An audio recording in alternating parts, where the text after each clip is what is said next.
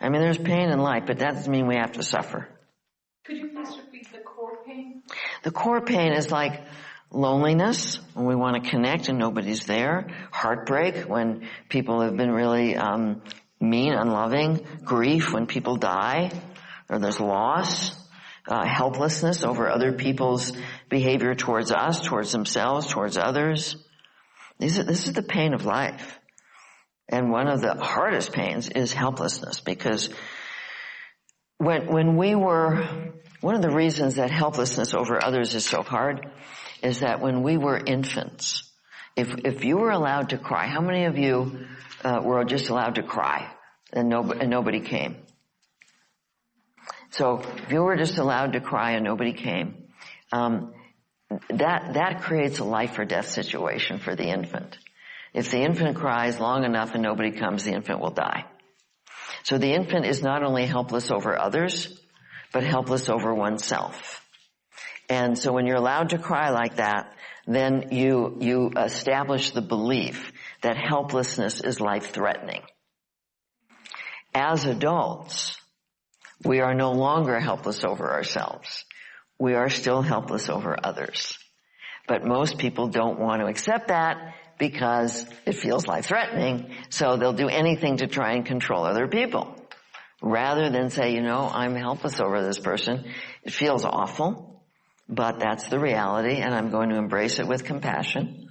And one of the things I suggest people do with core pain is, first of all, name it. I go, oh, okay, honey, I know that you're feeling so helpless, and you are. There's nothing we can do about this situation, but I'm right here. I'm with you. I'm not going to leave you. It's okay to feel this feeling. We're not going to die. And I'll stay with you until you're ready to release it. It really only takes a couple minutes. And my child is ready to let it go. I say I give it to God, and I ask for peace to replace it. It really is not the big deal you think it's going to be when you attend to it.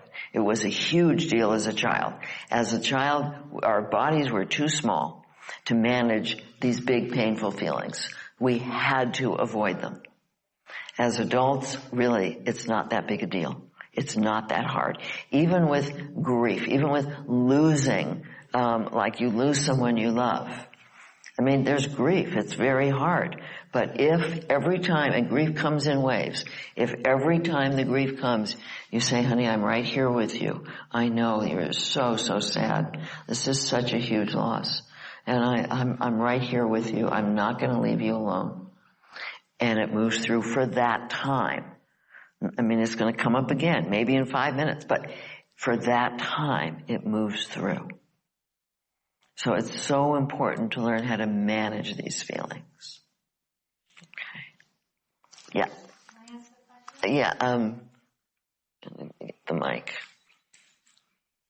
You guys just want me to get a workout. Yeah. Yeah, get your workout. Well, I need it.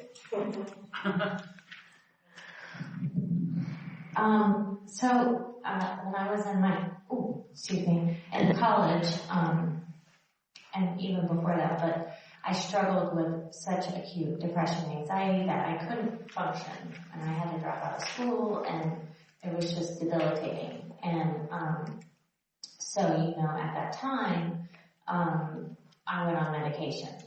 And so since that time, I've tried had many attempts to go off the medication, and it's always disastrous. So I believe that I have this major depressive disorder and generalized anxiety and, all these other things. And I've made that part of, my identity, I guess. And so it's difficult now because I've come to understand more about the trauma and how that has impacted, the depression and anxiety, but I'm stuck on these meds. Okay, so what I want to suggest to you, honey, is please. Don't worry about the meds right now. Okay. What you want to do is practice inner bonding. Okay. Develop your loving adult. Start to really take care of your little girl in the way that she needs you to take care of her. And you will reach a place where it will be so much easier for you to you will reach a place where you don't want the drugs anymore. And it won't be a disaster to go off of them. Because you will have replaced it with loving yourself. But don't worry about it right now. And don't worry about how long that takes. Thank you. So just keep developing your loving adult. And you will see there will come a point where you see, I just know I don't need these anymore. I'm going to be fine. Okay. I worked with so many people over the years who have gotten off meds. And had severe anxiety and depression for years and years, and was clinically depressed for years, and were able to get off the meds. Okay. That's But don't worry about it right now. Okay. Thank you. Yeah. Okay. So there is actually no process for getting into step 1 because it's just your choice to be willing. Either you choose to be willing to take responsibility for your feelings or you choose not to. But there are a lot of beliefs in the way. And so I'd like you to go to page 16, 17, and 18.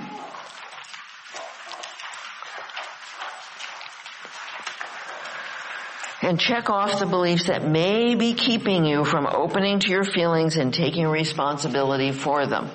What is your resistance?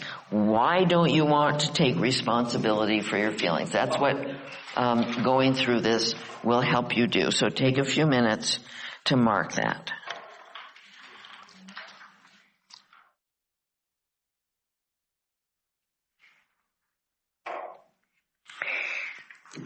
And when you're finished, would you get back into your groups and just talk about what's the resistance to taking responsibility for your feelings? I'd like you to take out page 3 again and look at step 2. And then move on to page 4.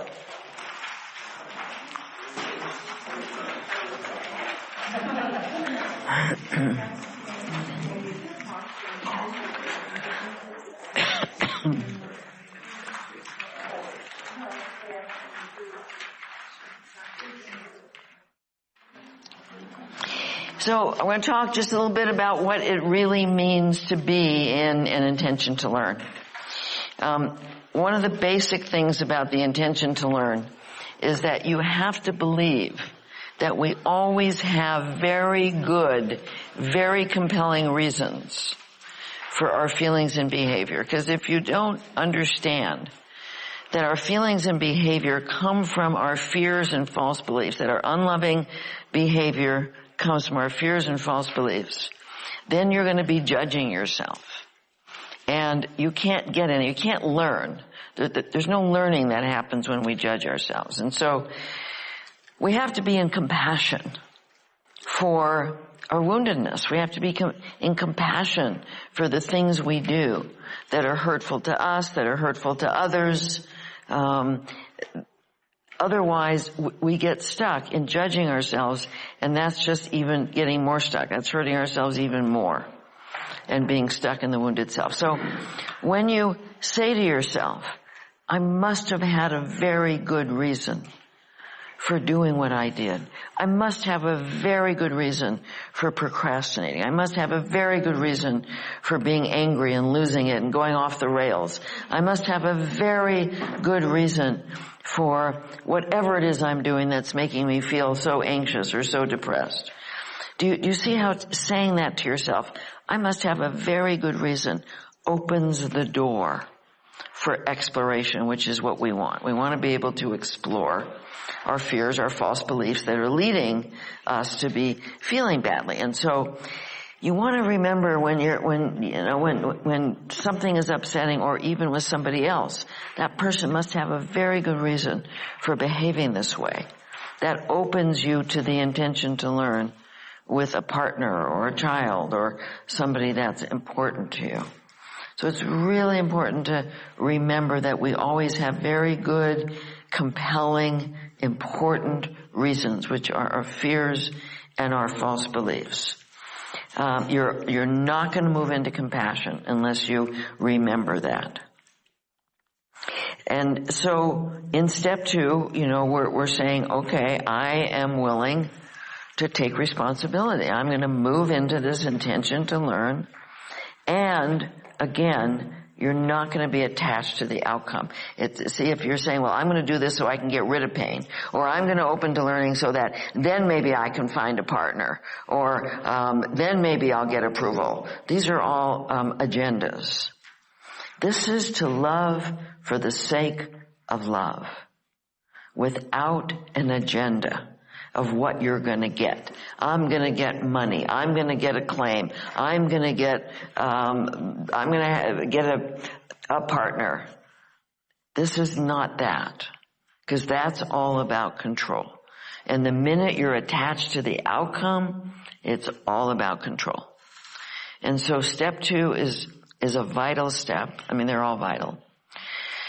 But in step 2, you're moving into your heart, you're breathing into your heart, you're making a conscious decision to open to learning, knowing you have very good reasons for whatever's going on, and you're inviting in that love and compassion and wisdom and guidance of spirit. It's an invitation.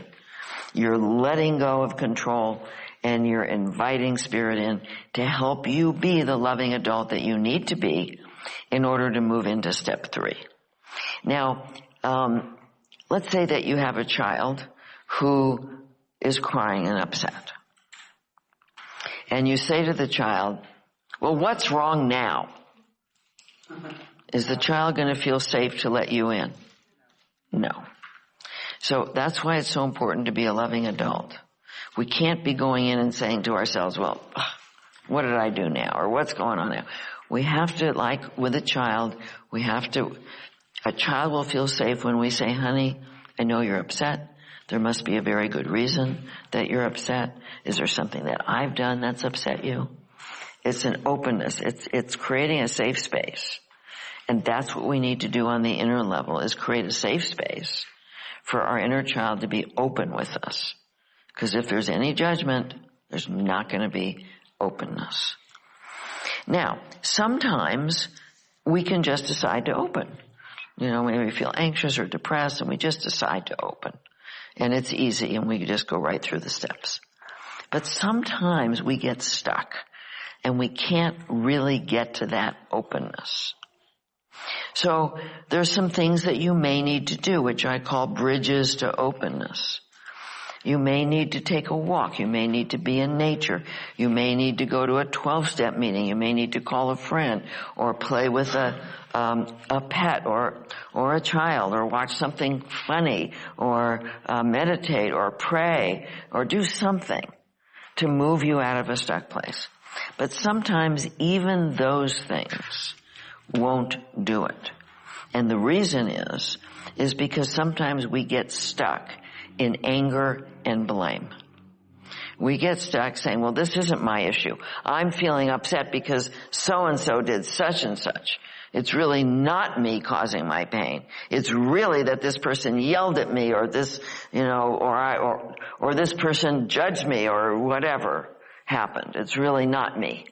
And it's very easy to go into that place where you're not taking responsibility. And that's not an openness to learning. So we have a process. It's called the inner bonding anger process. It's a 3-step process that we're going to be doing here. And this is not a process that everybody will bring into their lives, because not everybody gets stuck behind anger. Some people just don't feel angry, but some people do get stuck. So we're going to all go through the process, and if you don't find it helpful to you, that's just fine. I've used it a lot in my life. I used to get angry a lot, and I found this process to be extremely helpful.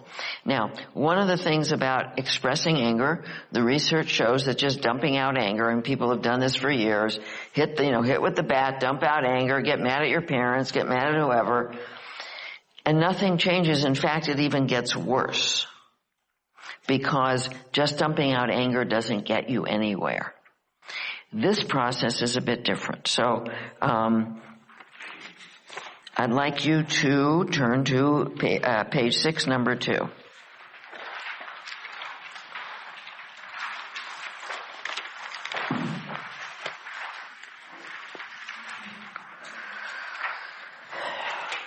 So this is a process where we start out getting angry at somebody in the present. And it doesn't even have to be, maybe somebody cut you off on the freeway, or somebody in the last 10 years, or any time you felt angry at somebody in the present. Or it could be a partner, or it could be a child, or anybody who you're angry, or a parent. But then you say, who does this remind me of from the past? And you let your angry part go into the past and really go at that person. This is something you don't do with the person there. You're doing it on your own.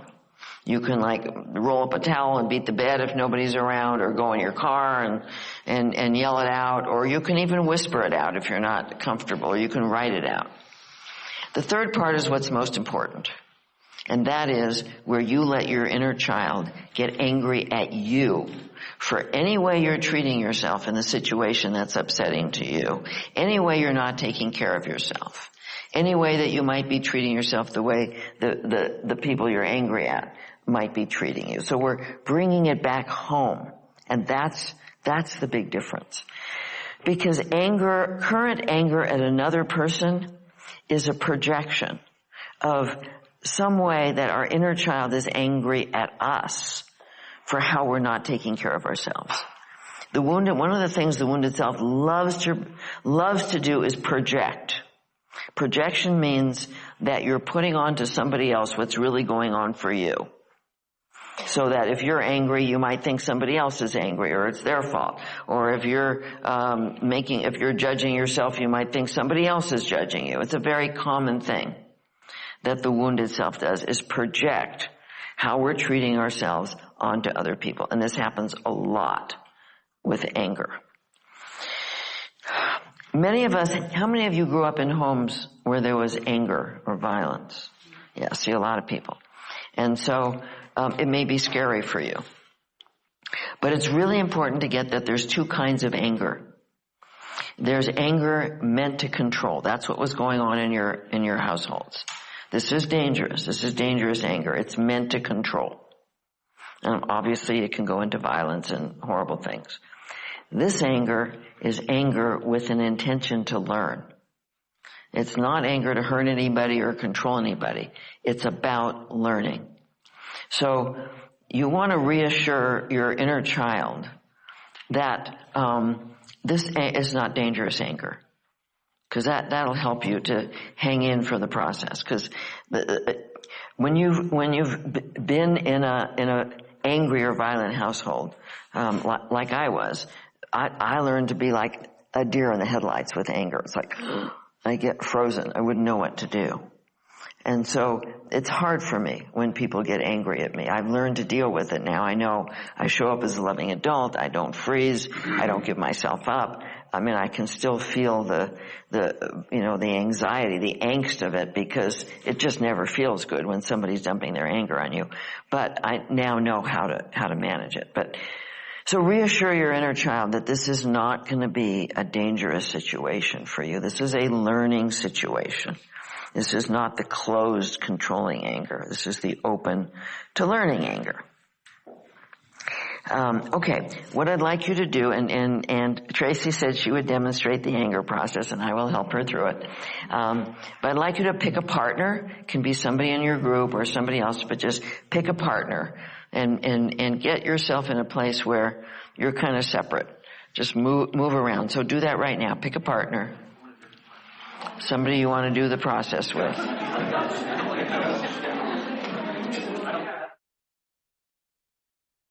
Now, when you're the silent one, once again, when you're the silent one, just bring the energy in, give it up to Spirit. Don't keep it. It's not about you. Don't take it personally. Just bring it in and let it go. Okay, so I'm going to move because I want to give you the ability to pound the chair. Okay, so you can like get a mat or something like that if you want to use your body. Sometimes it's really good to use your body if you want to get a mat to pound on or a chair or something like that if you want to move. But I'm going to have Tracy try and do it as intensely as she can to give anybody permission who wants to do that. Okay. Bring a bat? Huh? You didn't bring a bat? I didn't bring a bat. Okay. So you can, and when we do our intensives, we use a bat. Use a bat. But you can use your fist, yeah. Okay. Yeah. Yeah, it's pretty cathartic. Yeah. Okay. Okay, so you're going to start with, Who I'm angry with? yeah. I'm angry with my daughter because it's been 2.5 years since we've spoken, pretty much. And she's not letting me see my grandchildren, and I feel huge loss. And we saw each other the other day at a restaurant, and we talked on the phone a little bit, but it's been 2 months since she's contacted me, and I've reached out to her. And so, I feel really angry that it's not important to her, to heal our relationship and to work through the problems, that she has, and that we have getting along, but, I feel angry with her. Okay, so go for it, honey. No holds barred. Now, with the anger process, there's no holds barred other than you can't hurt anybody. You can't hurt yourself. But you can curse, you can scream, you can yell, you can kick, but you can't hurt yourself or anybody else.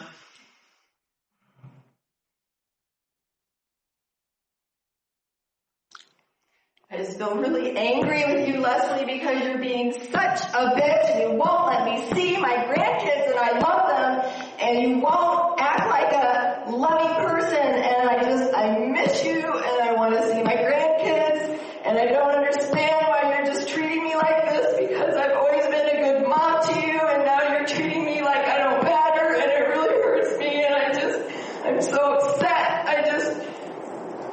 I don't know what to do. I don't know how to fix it. I want to fix it, but you won't let me fix it. You won't let me be part of your life, and you're just being a bitch to me.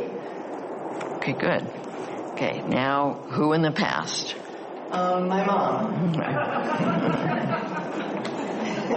We all have mom issues, pretty much. Right.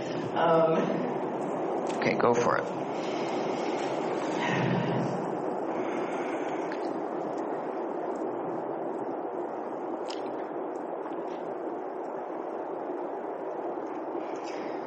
I'm feeling my dad come up. Okay. Yeah. Go ahead. I've worked on a lot of issues with my anger with my mom, so I'm maybe they're better. Okay. With my dad.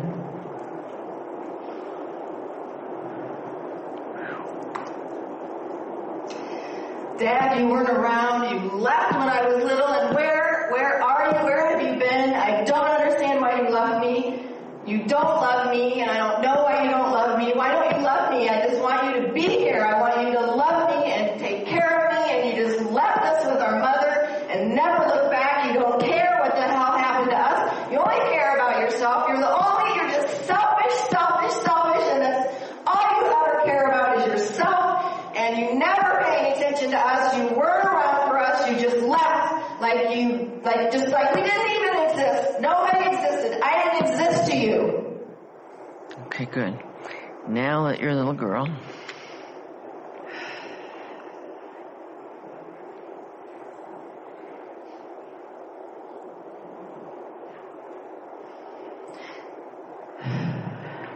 So now she's going to let a little girl get angry at her wounded self.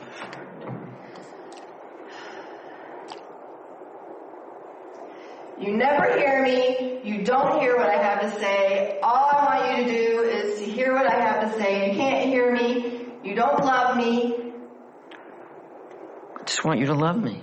I just want you to love me and care about me and be there for me and stand up for me and help me figure things out and solve all the problems, and you're just never there for me. All you do is leave me all alone. Okay, so breathe that in. Okay. So can you see how this would bring it home? See, it brings it home so that it's not about her daughter, it's not about her father, it's about how we treat ourselves. And of course, even though Tracy's been on this path for a while, it's a path. Sometimes she takes care of herself, sometimes she doesn't. And when she doesn't, her little girl's mad at her. Right? Yep. That's the way it is. Okay. So, thank you, honey. You're welcome.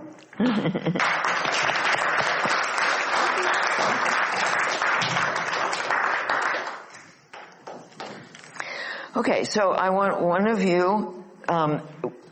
you is going to do all 3 parts. Okay? And going to give you about 2 minutes for each part. So, one of you will start with getting angry at somebody in the present. I'll ring the bell. You'll get angry at somebody in the past. I'll ring the bell. And if you have your doll or stuffed animal, you can hold that. That's helpful in being the child because it's the child who's angry. And then the 3rd part, getting angry at how you're treating yourself. So, would you put on thunder drums? Going to put on some loud music so that you can feel the freedom to go ahead. Put it on pretty loud. So go ahead and start.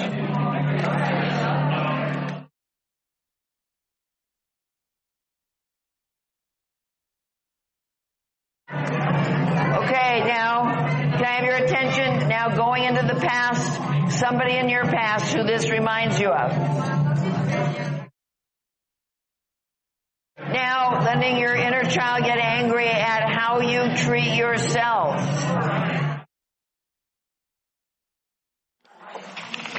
So, it's important to remember that this is actually part of step 2 of inner bonding. It's part of getting yourself open.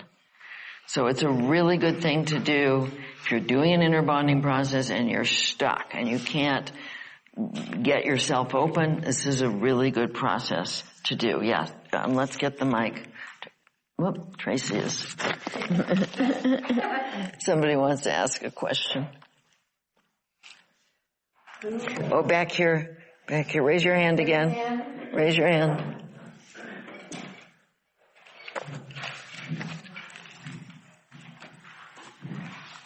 So, what do you do when you've got a lot of angry situations that have come up and we're not allowed to really voice it, and over the years it's turned into depression and anxiety, and it's buried under that title.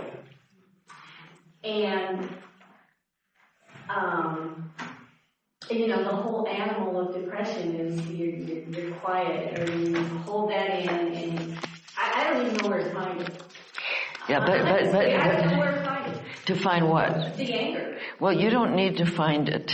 What you need to do is focus on the anxiety and the depression and see how you're treating yourself now that's causing that. We don't have to go looking for anger. If you feel angry, then you do the anger process, but not everybody uses anger as a cover-up for other feelings. So if you're aware of anxiety, then you do inner bonding with the anxiety. If we're a depression, you do inner bonding with the depression. Okay. But the anger process is if you can't get open to learning, it may be because anger is blocking you. But like I said, not everybody gets blocked with anger. So you don't have to go looking for it. Okay? Okay, thanks. Okay. Okay, so when you're at home, like I said, you can roll up a towel and hit the bed, or go in your car, or go in the closet, or somewhere where you won't be heard. And it can be very, very helpful in moving through whatever is getting stuck, that's stopping you from being open to learning. But then that's not the end in itself. Then you want to go into step 3, which we're going to be doing this evening. Any other questions or comments about that? Yes, go ahead. I can grab it. Yeah.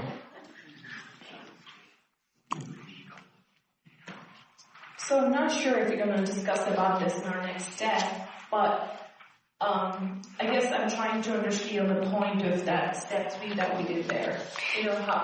So I'm very well aware of, my anger and where it came from and how it kind of in the present, how it reminds me of the past and takes me there. And I'm very well aware of that, how I feel when I get there. You know, I snap and I yell and scream, at times destructive, I throw things or break things. And I know, I'm very well aware of that in that situation, you know, it's a panic mode. I don't like how my heart rate, like, you know, ramps up and how I feel. I can't speak, you know, I stutter. It's just a horrible time to be in. And after the fact, I realize, and I don't want to do it, but I just don't understand how to stop it. I know that, you know, what is causing me to behave like that. I know that. What do you think is causing you to behave like that? Because I think I don't know any better. My dad used to yell a lot, and my brother used to yell a lot, and then be super destructive. So I grew up around that, seeing, oh, that's how you express it. So subconsciously, my brain is programmed to express it like that. Okay, but that's not why you're getting angry. Step 3 is why you're getting angry. There's some way that you're not taking care of yourself, and your little girl is angry at you, and then projecting it out onto other people. It's not, I mean, yes, you learned it in your family and all that. I learned it in my family too, but I don't get angry anymore. How do you stop it? I don't even have to try and stop it. It's not where I go. What I go to is inward to take care of my little girl, not outward. Anger at other people is a form of control. You're trying to control them. You're dumping your feelings on them. In some way, you're making them responsible for you. But as you develop your adult and you really take care of yourself and your own feelings, you don't have a need to project it out onto other people. And that's what step 3 is about. It's about how are you treating yourself that's making your little girl angry at you, and then projecting it out onto other people and blaming other people for what's actually going on inside of you. So you think, or you believe that, you know, I'm snapping or I'm getting angry at other people because my inner child is getting angry at myself. That's right. But you're not going inside and letting your inner child get angry at you for some way you're abandoning yourself. See, there's some way you're abandoning yourself when you're snapping at somebody else. In fact, you want to come up and work on that?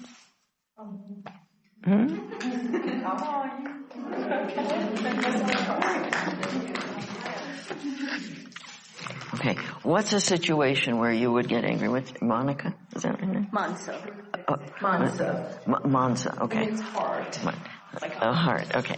So, tell me a kind of situation where you get angry.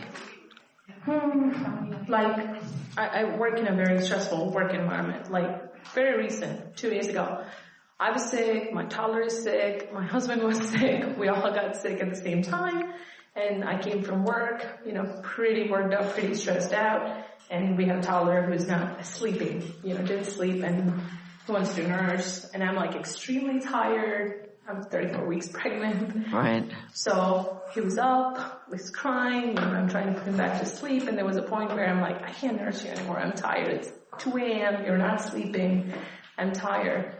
And then he didn't take it. He was just crying and crying and crying, and I'm holding and I'm talking to him. You know, he's a toddler, he's 22 months, so he's probably not understanding anything. But I'm like, I'm tired, I really, really want to, you know, sleep, but he's crying and crying and crying. And finally, my husband, who's sleeping in a different room, he walks into the room and he just like snaps, you know, in the middle of the night. He goes, oh my gosh, what are you doing? You're just not doing anything. You're just sitting there and letting him cry and cry and cry. Do something about it. And then my mom walks into the room and he starts yelling at my mom too. He's like, you people, what are you doing? He's just crying. You're not doing anything. And then at that moment, I just like snapped. I'm like, you know, I yelled at him. I asked him to leave the room. I'm like, you're not helping me in any way right now. So I just snapped. And I hated that moment because how it could make me feel, and the fact that that's the one thing I didn't want my son to have because I grew up with it. Okay. And I know how it makes me feel. Okay, so let's back up a little bit. Okay. You come home from work. Mm-hmm. You're not feeling well. Mm-hmm. Your mother lives with you. Mm-hmm. Was She's helping me for now. Okay, but was she sick? No. Okay. But your husband was sick? Yes. And your toddler is sick? Yes. And you're sick? Yes. Okay. If you had been taking care of yourself before all this happened, what could you have done differently to take better care of yourself, given that your mother is there and she wasn't sick? I probably would have slept for more than 4 hours. Okay, and so you could have asked her Yes. to take care of him. Yes. Okay. So do you see that you didn't take care of yourself? True. Okay. Yes. And that's where the anger comes from. True. The anger comes from you not having taken care of yourself.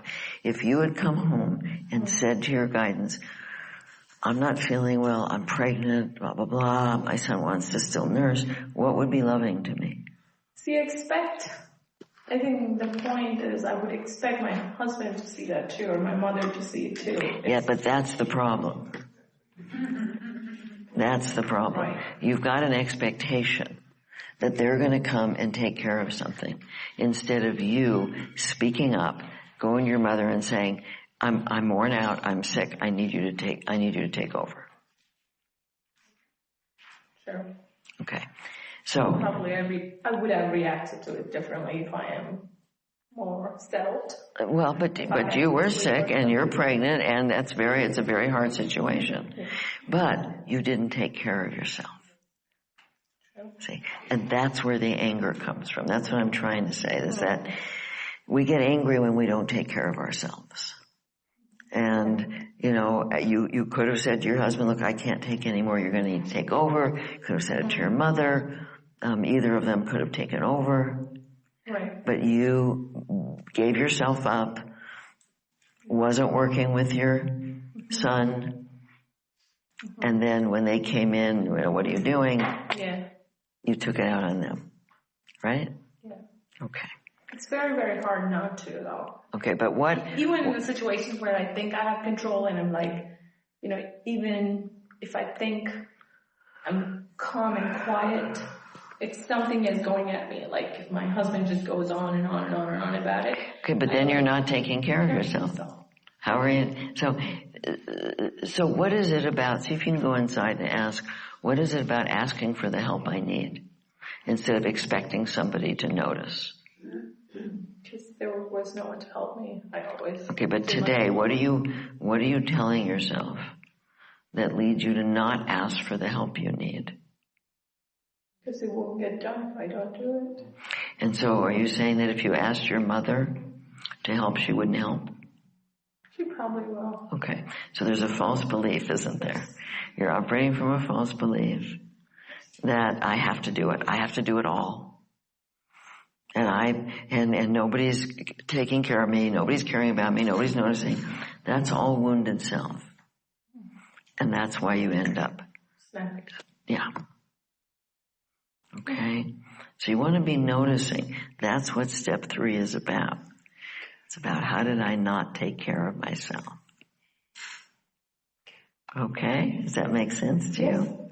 Definitely. That's one of the things I wanted to work on. Okay, good. Thank you so much. Thank you.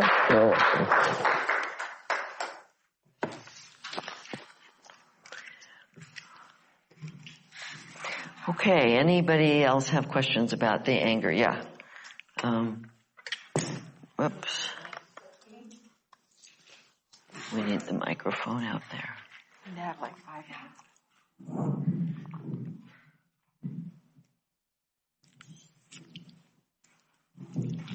Thank you. This is a very important point, actually.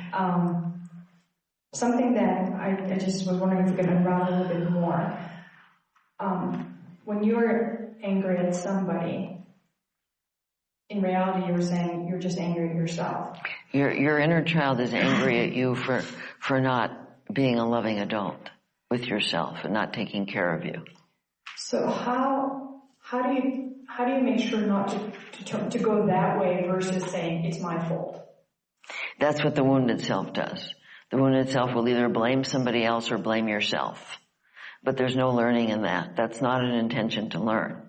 Blaming yourself, it just gets you off the hook. You can blame yourself, but you don't have to take responsibility for really learning about how you're abandoning yourself.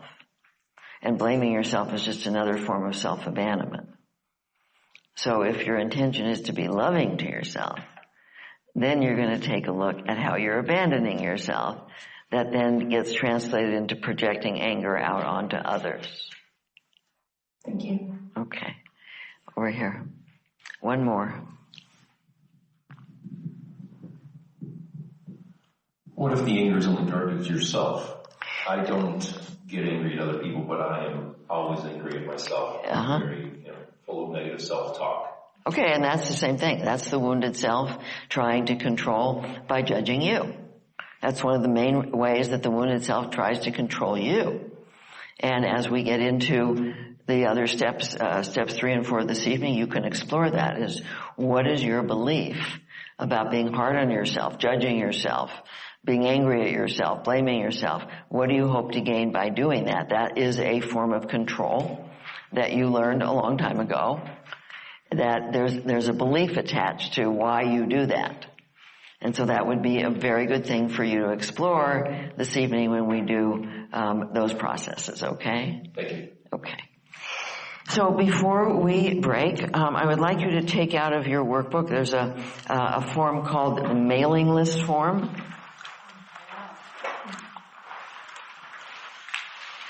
Just like you to take a couple minutes to fill it out.